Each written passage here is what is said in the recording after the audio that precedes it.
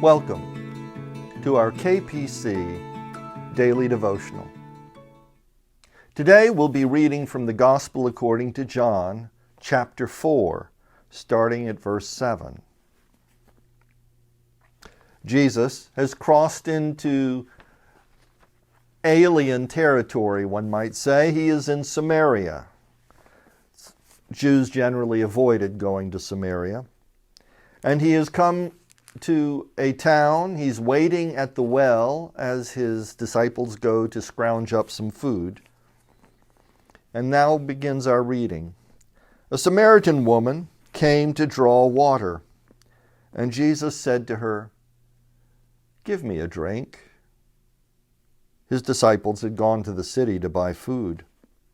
And the Samaritan woman said to him, "How is it that you, a Jew, ask a drink of me, a woman of Samaria?" You see, Jews do not share things in common with Samaritans. And Jesus answered her, "If you knew the gift of God and who it is that is saying to you, 'Give me a drink,' you would have asked him, and he would have given you living water." The woman said to him, "Sir, you have no bucket and the well is deep. Where do you get that living water? Are you greater than our ancestor Jacob, who gave us the well, and with his sons and his flocks drank from it?" And Jesus said to her, "Everyone who drinks of this water will be thirsty again. But those who drink of the water that I will give them will never be thirsty. The water that I will give will become in them a spring of water gushing up to eternal life." And the woman said to him, "Sir, give me this water so that I may never be thirsty or have to keep coming here to draw water." Jesus said to her, "Go call your husband and come back." And the woman answered him, "I have no husband."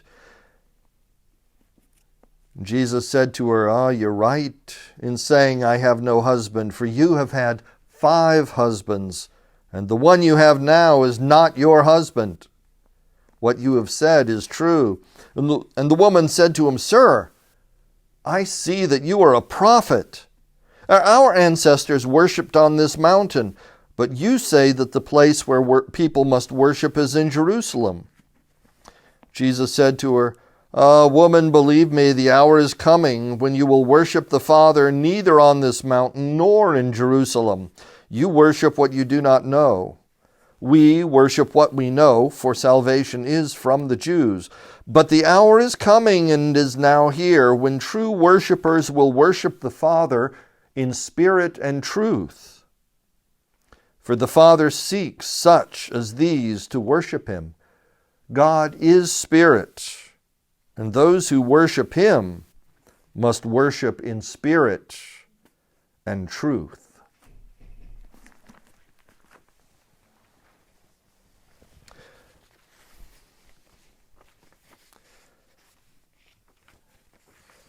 Today's reflection is from my forthcoming 3rd collection called The Social World of Fleas. Today's is entitled, "Michaela Drinks from the Hose." It seems like a dog will drink about anywhere. Slurp from a mud puddle, an abandoned and rusty cookie tin, a toilet. I keep large 1-gallon bowls of water available both inside and outside. There's one in the kitchen, one in the breezeway, one in the front yard, one in the backyard. I fill them sometimes more than once a day. I make a point to provide them sometimes safe drinking water whenever it seems to get low. In spite of that, my dogs are just as likely to walk right past a clean water bowl to drink from a green and slimy flower pot instead. The longer the water's been sitting there, the nastier it looks, the better.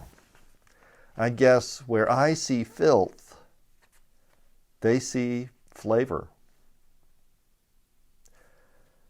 I guess it's true that the only real difference between swamp water and iced tea is alligators. Our new puppy in the house, a young female black schnauzer, will drink standing wastewater, but she prefers clean water. Her favorite, however, is straight from the hose. Hold a running hose close enough to the ground, or let it pour down, and she'll hurry and extend her tongue into the flow, slurping greedily. The other dogs won't do that. Maybe it seems like too much trouble. Maybe it's a phobia against splashing around and getting wet. To Michaela, still water might have to suffice most of the time, but running water is always best. Jesus once compared the abundant life he came to offer with living water. It's a play on words. In Greek, living water can also mean running water or flowing water. He was saying that he himself is the water that can quench our spiritual thirst, who can give us real and meaningful life. But this is also flowing, a spring that splashes up to eternal life.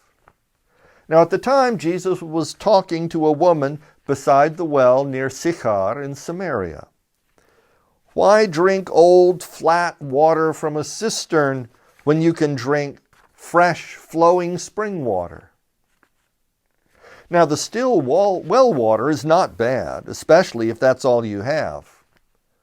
And in the conversation between Jesus and the woman at the well, that well water represents tradition and institution. That's his institutional traditions in Jerusalem and hers on Mount Gerizim.